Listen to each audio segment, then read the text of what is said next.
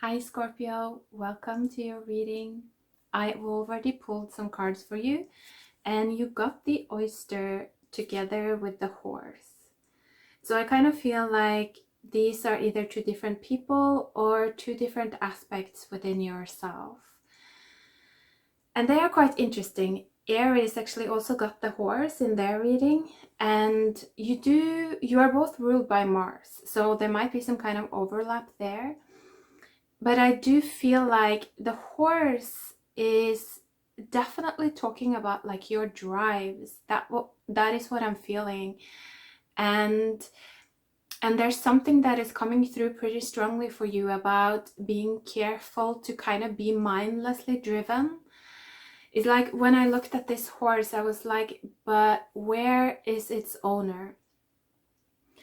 And where is its master is what I'm hearing. And of course, I know that in this deck there are no humans, but it's like that was kind of the question that came in. It's like there might be some changes happening, some activations happening in regards to your inner animal. So if this is for you, it might be another person, like I said, it might be for you, it might be for another person, it might be an aspect within yourself. But I feel like it relates to kind of some type of drive, particularly related to being free, like maybe even a fear of being held back or a fear of being trapped. And that's pretty interesting because you also got the oyster. So if these are like dynamics that are happening within yourself, then there might definitely be this kind of feeling where one part of yourself, like your horse self, might be really fearing another part of yourself, which is the oyster. Because the feeling of the oyster is really like, it feels like it has a lot of magnetism, like it has pull, it pulls you. But because it's also like clamped up, it's kind of like contracted. And because it's contracted, it means that this is connected to some kind of like contracts, like karmic contracts potentially. It's something that is like, it's not in its full potential. And so I feel like that's why whether this is a person or an aspect of you, it has that pull on you. And I feel like it's really like freaking out the horse. The horse just want to run. But then if the horse does that, it's almost like it loses a lot of its power. So there's some kind of interesting dynamic here. Also, the oyster, when I looked at the oyster, I got the question like, is there a pearl inside though? Like, that was what I was wondering, is like, can't really see what's inside. And so if you come closer to the oyster, you don't really know what you're gonna get as well. So I feel like the oyster can be something unknown, something that pulls you in, something that makes you think like, I don't know about this. Is this safe? Is this a good idea? I kind of lose, like, it might feel like you're losing your ability to move freely when you're getting closer to the oyster. And that is really the feeling of, having some kind of unhealed karma. Because when we're facing karma, things that we have the potential to transmute and transform, oftentimes it feels like dense and restrictive. And, like I said, it's a contract, it's contracted. So it's like, it feels heavy, it feels difficult. It's like, oh, do I have to do this? And so there's something there. There's definitely, I feel, some karmic forces at play in your life here.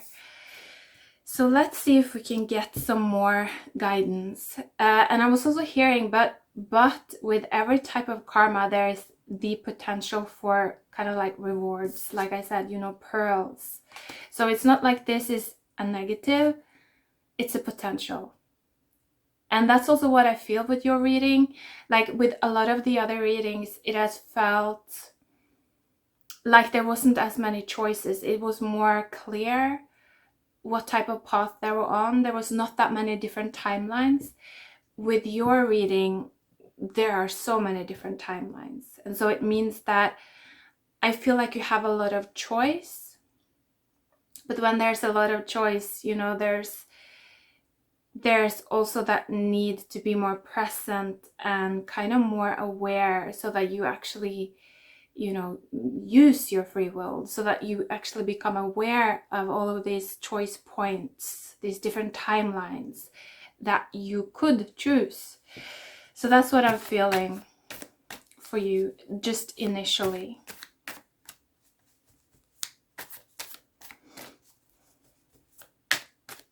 So let's see if we can get some cards there for Scorpio.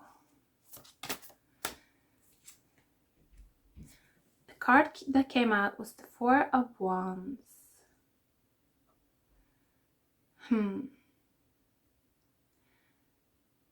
This is so weird. It doesn't really speak to me. Usually the cards really speak to me. So let's see. And underneath the deck was the Father of Pentacles as well, with the Four of Pentacles. So I feel like it's about creating some kind of stability. What is this about? When I'm looking at the Four of Wands, I'm hearing a bridge. So initially, let's just talk about it if it applies in this way. Like if these are two different people, like then this, the oyster, might be a person that is very kind of, has been very closed off. It's kind of kept its abundance, like its pearl, you know, it's kept it hidden. And so this is a person that maybe they have a lot of inner wisdom that they have built over time. This is maybe a person that actually has done a lot of karmic healing, if this is a person and not just an aspect, you know. It's like the pearl inside symbolizes that you know, when a piece of sand gets in the oyster in the beginning, over time it's slowly like made into a pearl, and it's made into something beautiful. And so it's kind of that transformational quality that is so typical for your sign, like the ability to turn kind of trash into treasure. So I feel like this could very well be a person, and then this, the horse, is a different person that have been more, it's almost like the horse have been more in their, like they've been running in a sense, you know, running from the feeling of karma. They haven't been able to fully like stand still with those feelings that I talked about, those heavy feelings. And so instead they've been kind of like letting the fear of those dense feelings drive them and kind of propel them forward. So if this is the case, if this is two different people, I definitely feel like with the Four of Wands, it would be so beneficial to create a bridge between these two people somehow.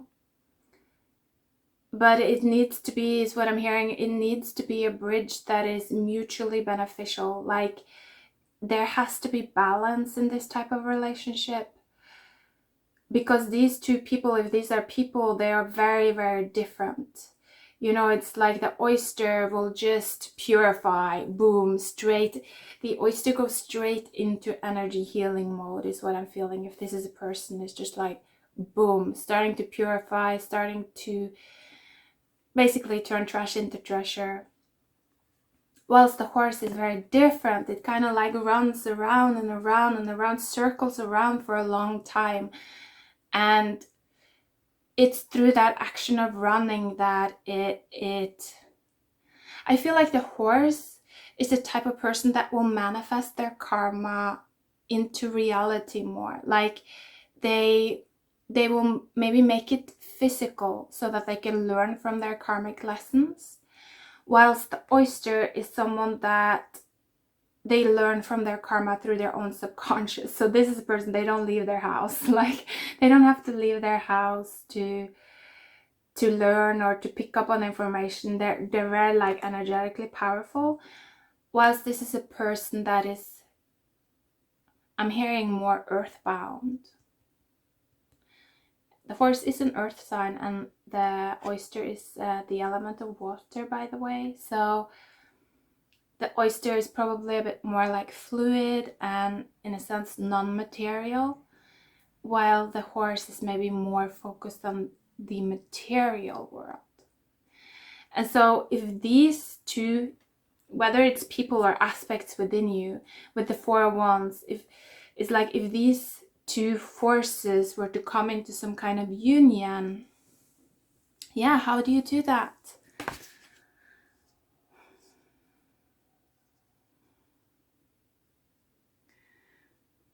That's what I'm feeling. And then underneath the deck with the Father of Pentacles and the Four of Pentacles, I definitely feel like the horse, I feel like the horse is afraid of getting pulled.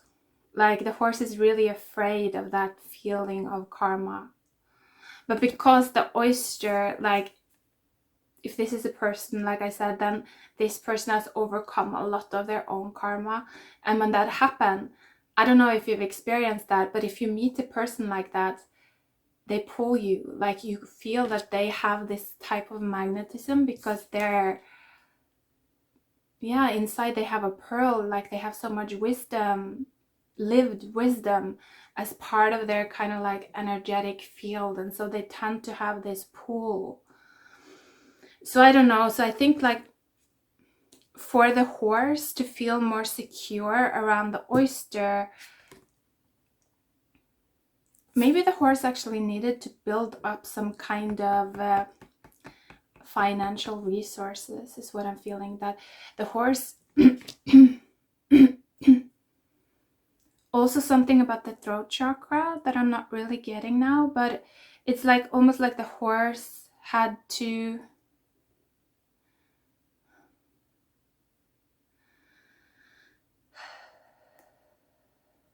finish some kind of material cycle, is almost what I'm feeling.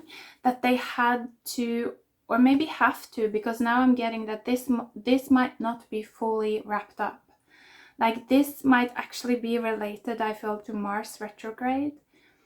That if you're resonating with being the horse, or you recognize the horse, they might still be on this path where they're trying to create some kind of financial foundation for themselves before they really start to moving closer to this oyster, whether this is within themselves or whether this is like another person. It's something about like they need to have this, it's a sense of self, it's a sense of self-respect that they need to have before they're able to face these very dense and dark emotions. So that's pretty interesting. Let's see if we can get some more cards there. Justice. Wow. Justice. Ooh. And the Star. Oh my goodness. And then the Ace of Cups. And the Ace of Swords. Oh, wow. Wow. That is interesting. And I'm also seeing the Mother of Cups peeking through here.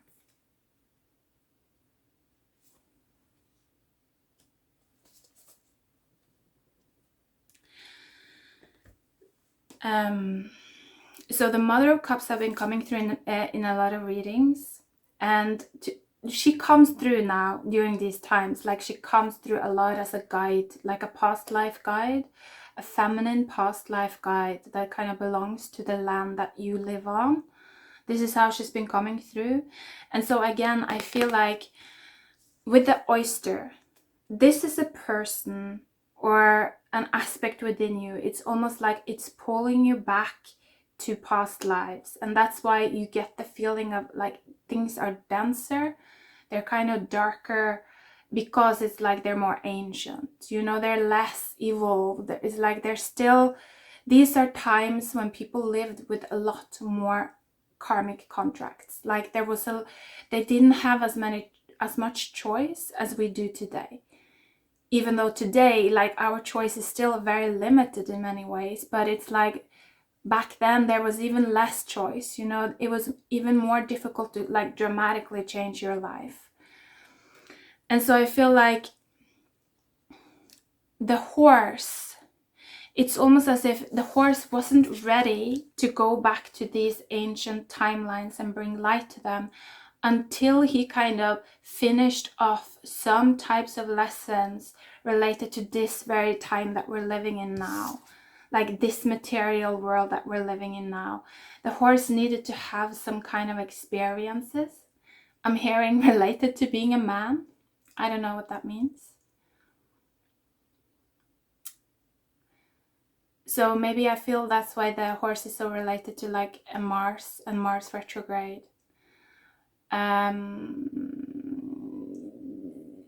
So like running free, being free, you know, related to being man, something to do with that.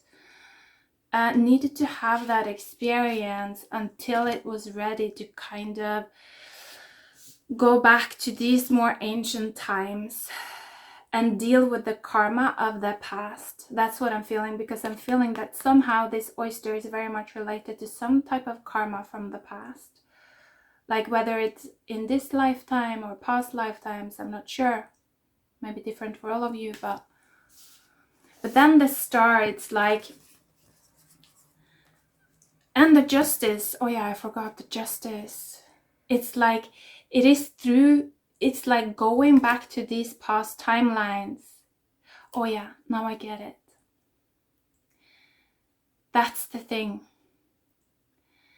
It's like to be able to successfully go back to these past timelines and not get stuck there.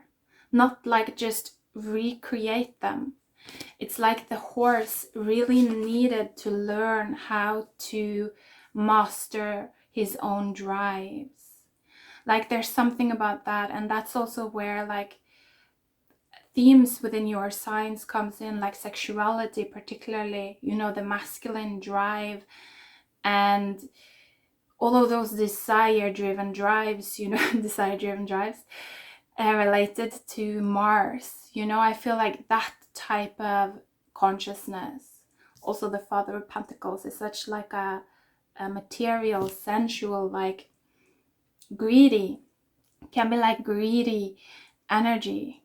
So there's something about that, learning how to master your own like hyper masculine drives before going back to these past timelines, or this oyster, if this is a person for you, or if it's even like a group of people or a type of like again, contract, something that is contracted, something that needs healing, something that needs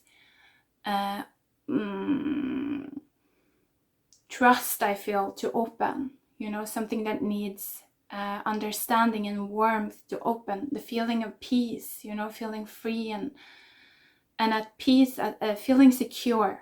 There's something about that. Let's just pull one more time and see what cards come out now, because yeah, this is important. That's like the most important thing I'm feeling up until now, needing to master your drives when confronted with this type of karma. If you don't, then that's when I feel like this is like spiraling down energy. If you don't, it's like losing yourself within these dance and karmic energies. And so it's something important there, something to be, like I'm hearing, ultra cautious about. Oh, okay. So cards flew on the floor. High Priestess in reverse. And then the Son of Pentacles and Wheel of Fortune.